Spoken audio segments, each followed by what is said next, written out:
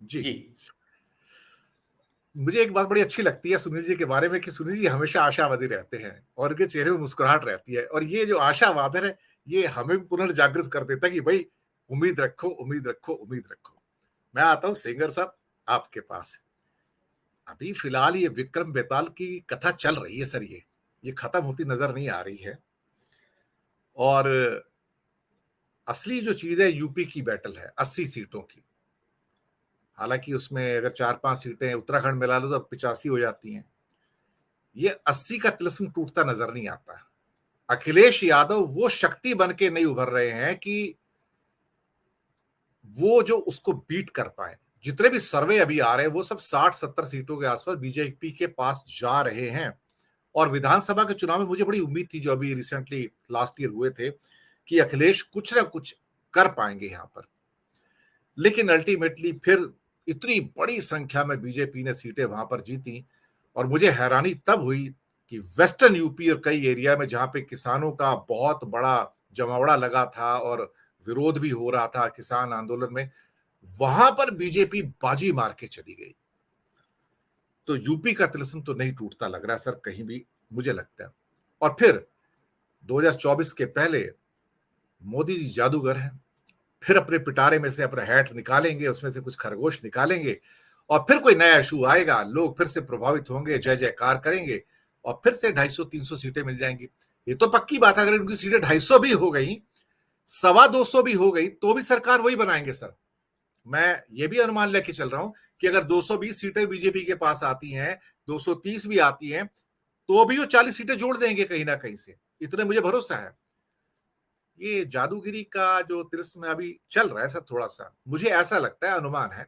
बाकी सेंगर साहब आप बताइए जरा, ये तिलिस्म दिनेश टूटेगा जी के कैसे? अभी जैसा दिनेश जी ने और सुनील जी ने जो बात रखी, तमाम एस्पेक्ट रखे, तो एक तो ये है कि तिलिस्म कभी स्थायी नहीं होता, और जो है जादू तो जादू होता है, सच नहीं होता है।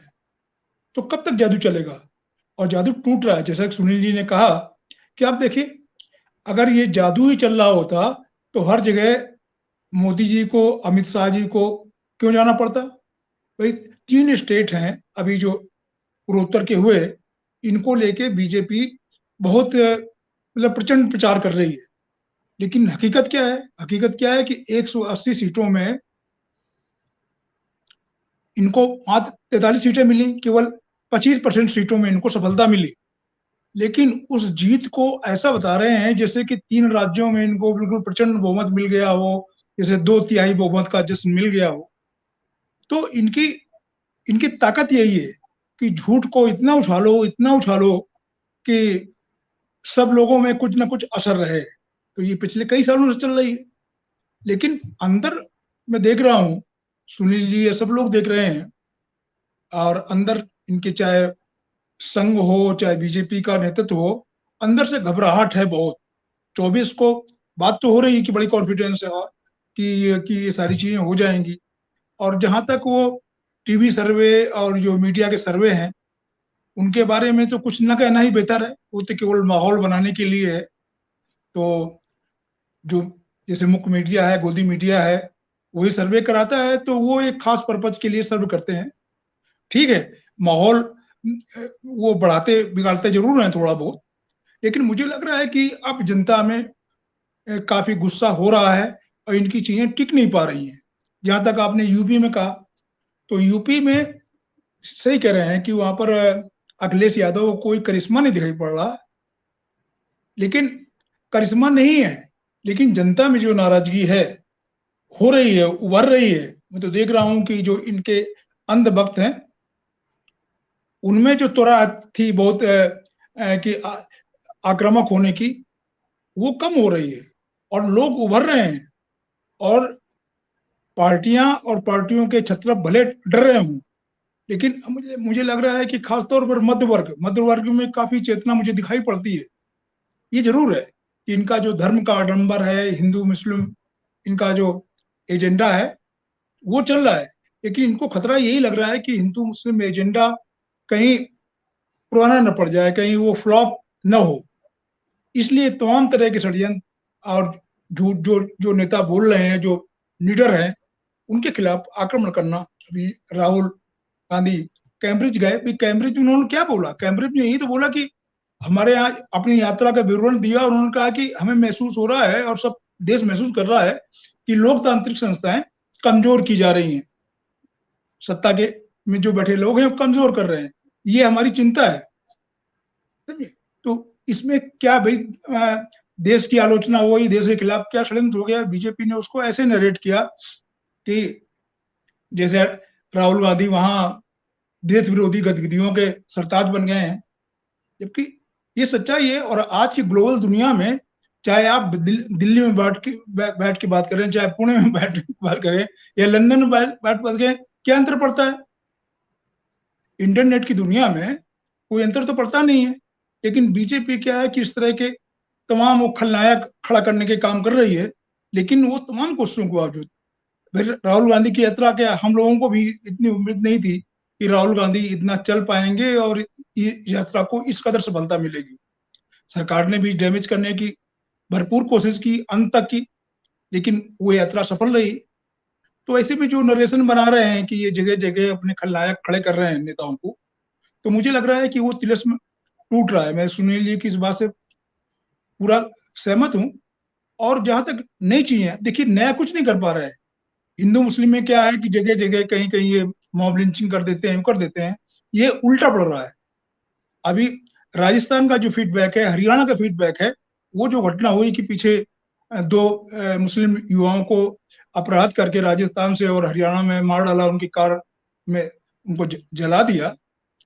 इस घटने से जो संघ के लोग हैं वो कहते हैं कि इनका इससे कोई वो जो उनका ध्रुवीकरण का लक्ष्य है उसमें इजाफा नहीं हो रहा। तो अंदर से बहुत परेशानी है। और आर्थिक मोर्चे पर ये कितने कितने भी नगाड़े बजाएं, लेकिन हकीकत सामने आ रही है। जो बड़े घराने जिनको सरकार के इशारे पे लोन मिलता है, उनका लोन लगातार डूब रहा है। अडानी के मामले में सरकार ने मतलब जिस तरह की हम ये कहेंगे कि थेथरी दिखी या बेशर्मी दिखाई, वो तो हद हो गई। आज तक वहां पर कोई एजेंसियां सक्रिय नहीं हुई, उनके यहाँ छापे नहीं पड़े। छापे पड़ रहे हैं दूसरे लोगों के यहाँ, जो विरोधी लोग हैं जिनकी आलोचना करते हैं। तो सरकार ये बैठ गई है। तो ऐसा नहीं है, इन चीजों का प्रभाव पड़ रहा है। और जो मोदी जी का तिलिस्म है, अगर वो तो बहुत तिलिस्म चलता नॉर्थ ईस्ट में, जबकि प्रधानमंत्री आमतौर पर छोटे राज्यों में इतने दौरे नहीं करते, उन्होंने रिकॉर्ड दौरे किए, इसके बावजूद कोई बड़ी सफलता मिली हो ये तो नहीं है। भाई नागालैंड में और मेघालय में आपको क्या मिला है? लेकिन आपने सरकार मिलाई बना ली, कहने के लिए दो राज्य और हो गए। और नॉर्थ ईस्ट का तो देखिए इतिहास रहा है कि उनकी आर्थिक स्थिति ऐसी है कि बगैर सेंटर की चलती नहीं है। इसीलिए हमें जब वो ये दल बदल विधेयक लाया गया था, उसमें सबसे ज्यादा गिनती थी कि नॉर्थ ईस्ट में सबसे ज्यादा आया राम गया राम हुआ था। तो वो उनकी मजबूरी भी थी या जैसे भी था, वो आज भी वहां स्थिति बनी हुई है। तो वो केवल जो उनकी सफलता है, वो सेंटर में एक मजबूत सरकार है, उसके साथ जाने की उनकी मजबूरी भी। और फिर जी सरकार ने चुनाव में जिस तरह के संसाधन थोपे वहां पर, तो उसको आप तिलिस्म नहीं कह सकते हैं। अब एक तरह का ये करप्शन है, बड़े बड़े बड़े पैमाने पर सरकारी करप्शन है। अब इन सबको हम अगर तिलिस्म कहें तो अलग बात है। भाई कहाँ हो रहा है, कहाँ बहुत फेयर हो रहा है? कर्नाटक में आप देख लीजिए, कर्नाटक में जो इनकी साफ सुथरी सरकार है, उसके एक एमएलए के अफसर बेटे ने क्या कारनामा किया, सब जगह है। अब ये कहते हैं कि साहब वो 2014 के पहले बहुत करप्शन था, अब नहीं है। तो अब किसी की हिम्मत ही नहीं है, मीडिया ही नहीं है कि करप्शन को सामने लाए। तो इसको आप तिलिस्म कैसे मानेंगे? तो जी ये तो एक वही है कि हम लोग तानाशाही की तरफ बढ़ रहे हैं, शिकार हो रहे हैं। समझिए, ये गनीमत समझिए कि दिनेश जी, आप यहाँ पर ये चर्चा कर रहे हैं इस मंच पे। हम नहीं जानते कि आप 24 के चुनाव तक कर पाएंगे नहीं कर पाएंगे, क्योंकि ये सरकार बहुत, ये तो जी सरकार तिनके से डरने वाली सरकार है कि इसकी इसकी नजर सब जगह है और जी तिरंग टूट रहा है। वही लोगों को ये चाहते हैं कि लोग बिल्कुल अंधभक्त बने रहें, लोग हिंदू मुस्लिम के निरसन में जुटे रहें, और लोग जो है केवल भक्ति भाव में रहें, तो कभी ये मुद्दा कभी वो मुद्दा 24 में आएगा, तो जब अयोध्या का मंदिर तैयार हो जाएगा तो उसके नगाड़े बजाएंगे। जी और इंटरनेशनल स्तर पर क्या स्थिति, आपने खुद ही कहा कि 4 देशों ने आपकी चाय छोड़ दी है। तो ऐसा तो नहीं कि आपने कोई बहुत बड़ा प्रचंड किया हो। पहले इंडोनेशिया थे के पास इसकी अध्यक्षता थी G20 की, अब आपके पास आई है, टर्न भाई है, उसको भी इस तरह प्रचारित कर रहे हैं कि जैसे कि हमारे प्रधानमंत्री जी जो है विश्व गुरु हो गए हैं, इसलिए सारे देश यहाँ आके पंचायत कर रहे हैं। लेकिन एक पढ़े लिखे लोगों का वर्ग हो गया है, और इनके लिए सबसे बड़ी चुनौती है, जो इनकी सबसे बड़ी ढाल थी, जो वंचित वर्ग, दलित और पिछड़े वर्ग, उसमें जिस तरह की चेतना आई है, मैं जमीनी स्तर पे देख रहा हूँ उनको, और उनको सत्ता में हिस्सेदारी की ललक बढ़ी है, ब्यूरोक्रेसी में हिस्सेदारी की ललक बढ़ी है। तो मुझे लग रहा है कि असल बेचैनी और असल चुनौती उनको वहीं से मिलने वाली है। और नीचे के स्तर पे कि चाहे वो धार्मिक यात्राएं हों, चाहे कांवड़ यात्राएं हों, उसमें पिछले सालों में ये जो पिछड़े वर्ग है और वंचित वर्ग है, इन्हीं की युवा ज्यादा रहे, और वही 2014 और 19 में मोदी के नारे लगा रहे थे। अब जहां भी सभाएं हो रही हैं, इनके लोग ले जा रहे हैं, तो उनमें उस तरह की तेजी नहीं है, कि मोटिवेशन नहीं है कि मोदी मोदी के नारे लगाएं।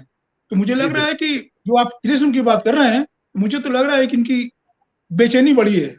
2024 की आप बात कर रहे हैं, तो भले 77 याद कीजिए, विपक्ष कितना मजबूत था। विपक्ष आज जितना भी मजबूत नहीं था, उसके पास उससे संसाधन नहीं थे। हम लोगों ने देखा है, हम लोग कॉलेज में पढ़ते थे तो इनकी मीटिंगों के लिए चंदे करते थे, इनके हम सब चंदे करते थे। तो जब एक लोगों में आता है, गुस्सा आता है, तो मुझे लग रहा है, और वो टुकड़ों टुकड़ों में दिखाई पड़ने लगा है। फर्क नजरिए का है। सर मैं भी इंतजार करूंगा कि गुस्सा कब तक इनको आता है, जनता को कब गुस्सा आएगा। मैं दूसरे चक्कर में आता हूँ सर, और छोटा रखेंगे इसको, समय की बाध्यता है। पहले धनंजय जी